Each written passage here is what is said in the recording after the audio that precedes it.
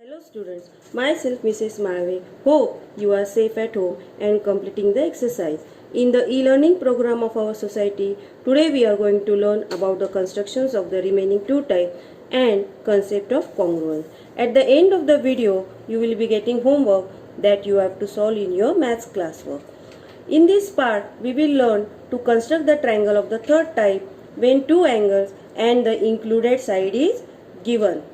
We will construct the following triangle. Triangle MNP where length NP is 5.2 cm, measure angle N is 70 degrees, measure angle P is 40 degrees. So let us construct the triangle.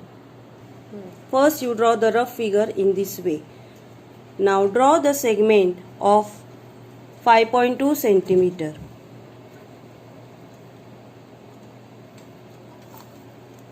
Name the points as N and P.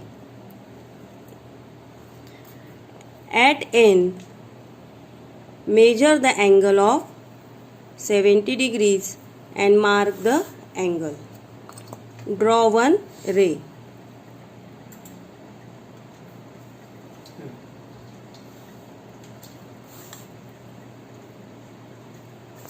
At point P, measure the angle of 40 degrees.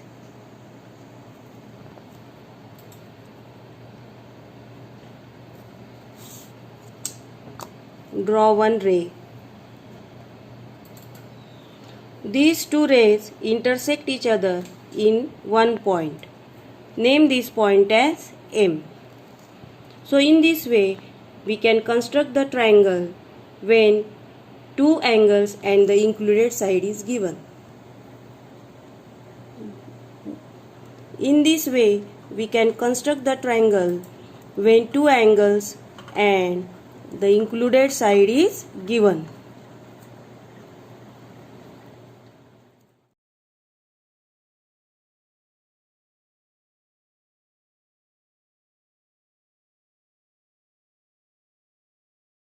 After this, we will construct the fourth type of triangle. To construct a right angle triangle when hypotenuse and one side is given. Let us construct the triangle. Draw the rough figure. Draw the rough figure in this way. We have to construct the triangle. Triangle MAN. Measure angle MAN is 90 degrees. Length AN is 8 cm. Length MN is 10 cm where MN is hypotenuse. So we will construct the triangle. First draw the segment of 8 cm and name it as AN.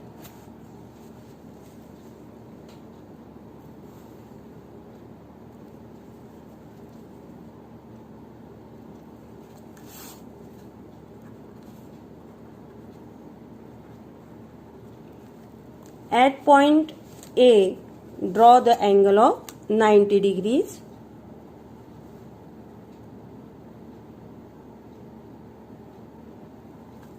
Mark the angle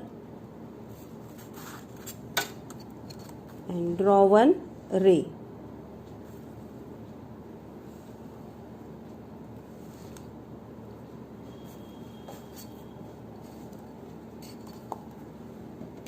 Now take distance of 10 cm in the rounder.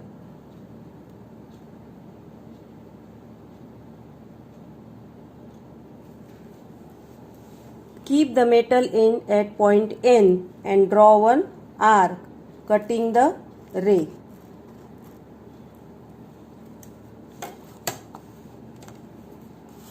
We get intersecting point. That point and the point N we will join to get the hypotenuse. Name this point as M. Here segment MN is the hypotenuse.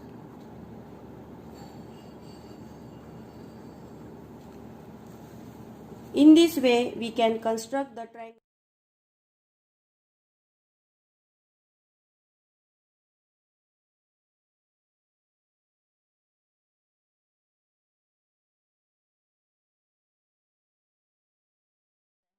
Of segments, angles Let us first understand what we mean by congruent.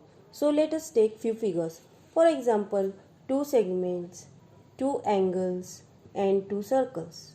If the given two figures coincide in each case, that is exactly fit each other, we say that the given two figures are congruent. The study of such congruent figures is called congruence. Now in each case of segment, that is segment AB and segment PQ, the two segments coincide means their lengths are equal. Therefore we say if the given line segments are equal in length, they are congruent. So we write segment AB is congruent to segment PQ. Now in case of angles, that is angle ABC and angle PQR, the two angles coincide means their measures are equal. Therefore we say two angles with equal measures are congruent to each other. So we write angle ABC is congruent to angle PQR. Now in case of circles, that is circle with center P and circle with center Q, the two circles coincide means their radii are equal. Therefore we say circles of equal radii are congruent circles. So we write radius PA is congruent to radius QB. Consider the segment AB and segment PQ. The length of segment AB and PQ are equal. Therefore, we can say that segment AB is congruent to segment PQ. 3. Let's see the example of congruent angles.